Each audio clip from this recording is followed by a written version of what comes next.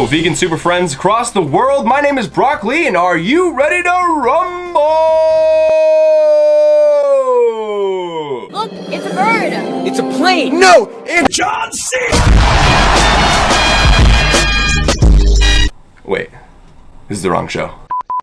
You're here with the World Vegan News, the show where we give you the tofu and potatoes every episode. Today's episode is gladly brought to you by Skillshare. Skillshare is an online learning community for creators with more than 25,000 classes in design, business, and more.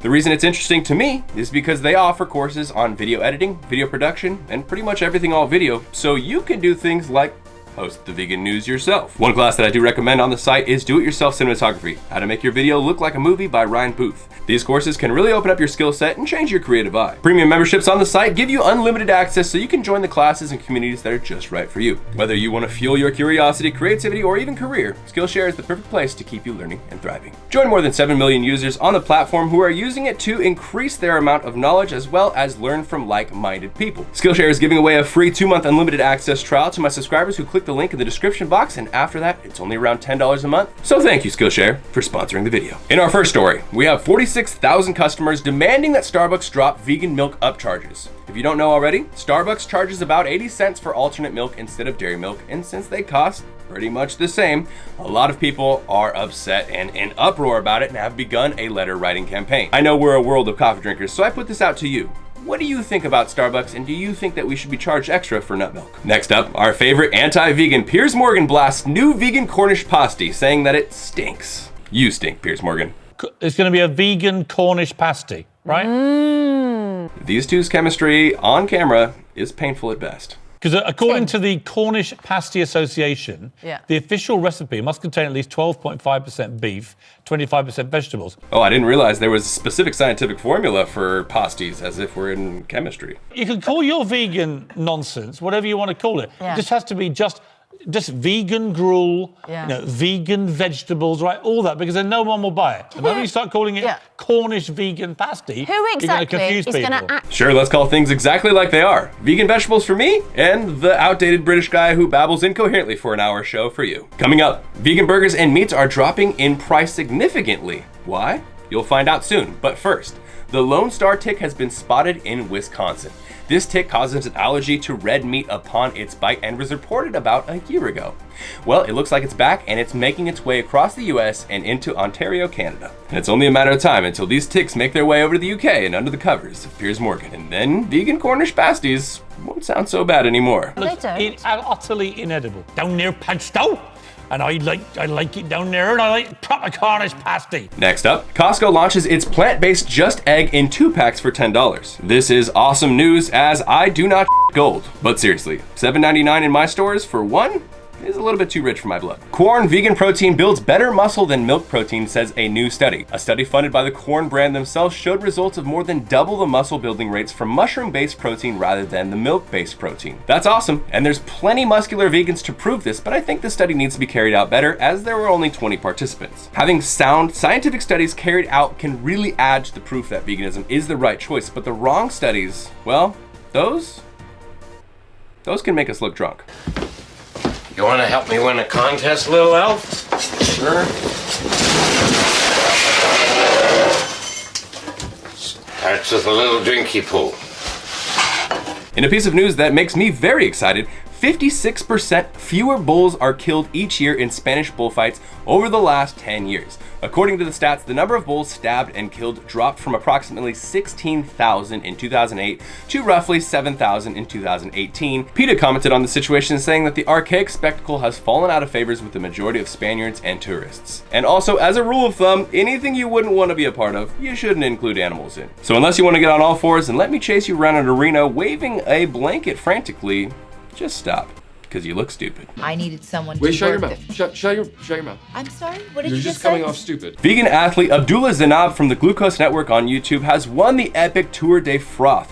The race is an annual 6,800 kilometer, 4,191 mile self-supported ultra-distance cycling race across the United States. The route runs all the way from Oregon to Virginia, and Zainab, being the only vegan in the race, completed the course in 16 days, 9 hours, and 56 minutes, smashing the previous record by over 10 hours. The only vegan in the race, an absolute legend of a human, says the founder of the race, Simone Simpson. Congrats, Abdullah. I remember watching your YouTube channel many years before I went vegan. In a piece of embarrassing and disappointing news, Japan has begun hunting whales after refraining from the cruel practice for over 30 years. The country broke with international policy established in 1982 by the International Whaling Commission, the IWC, to resume the hunting and killing of whales for food, despite an almost 99% decrease in consumer demand for whale meat from 1862 to 2017. Japan, leaving the IWC and defying international law to pursue its commercial whaling ambitions, is renegade, retrograde, and myopic. It is undermining its international reputation for an industry whose days are so clearly numbered to produce a product for which demand has plummeted. So let me get this straight.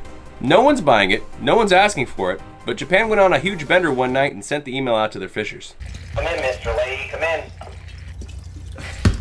I'm busy right now. So can I wear your cowboy boots, bud?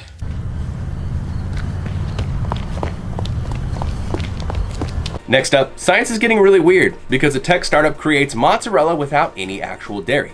New Culture, the name of the company, makes the base for its mozzarella by inserting a DNA sequence into microbes that instructs the fermentation process and creates vegan casein miceli. This casein is absolutely identical to the same casein that is derived from cow's milk, but without the need for milk production. Dairy is still scary to me, so you won't see broccoli sucking down any mozzarella sticks soon. But this is an absolutely awesome, great ethical way to reduce dairy consumption for those who aren't quite ready to go vegan yet. For all of those who think that veganism is a fad and has no impact at all, well, I've got a story for you, because this year, farmers in the United States and Canada have planted 20% more peas and approximately 3% less corn, soy, and wheat. This should finally lead to plant-based meats being much cheaper than they currently are, because gosh damn, it's about time. But take a second and really think about this. So many people have dismissed veganism and called it a fad, but veganism in 1 year has changed the way that farmers plan their crops due to so much demand. And you cannot deny that. Going really well along with this news, Burger King has added their Impossible Burger to their online national menu because they are going to be rolling this option out nationwide. Move over, Arby's. You're old, you're still drunk, and it's time to make way for the new generation. Allison, can you explain what internet is? I'd never heard it. I'd never heard it said. I'd always seen the mark, but never heard it said. What is internet anyway? While I do think it is a little bit ridiculous how much celebrities can impact things in the world, it is very helpful when celebrities do endorse veganism. This past week, Jaden Smith opens a free vegan food truck on Skid Row in Los Angeles. This is amazing news and absolutely great exposure for veganism from one of the most famous celebrities right now. Shoot, I thought I liked the Smiths before, but now I love them. You know I love him, Ellen. And in our final story, Impossible Foods CEO promises kids they won't be eating dead animals by the time they're adults. He believes that all animal-based foods currently will be plant-based by 2035, and says that any of the kids can beat him up if he's wrong. Okay, like, I really want veganism to take over by 2035, but there's a really small part of me that relishes in the thought of one of these kids holding on to this dream for 15 years from now, like it was his life's focus. They still serve cheese on Carl's Jr. vegan burgers. Breaking news, I just got a new story in just today that Gardein has announced they will be coming out with their own plant-based burgers, sausages, and whatnot else to compete with the current Impossible and Beyond Meat products. And we all know what competition brings, right? Super low prices for me. And with that, my friends, we have reached the end of another amazing episode of the World Vegan News. A big shout out to Plant-Based News, Veg News, and Live Kindly for keeping us up to date daily. And if you haven't already, make sure that you check out my podcast, Beyond the Podcast, on the podcast app. Again, thanks for joining. I'm Brock Lee, and we'll see you in the next episode.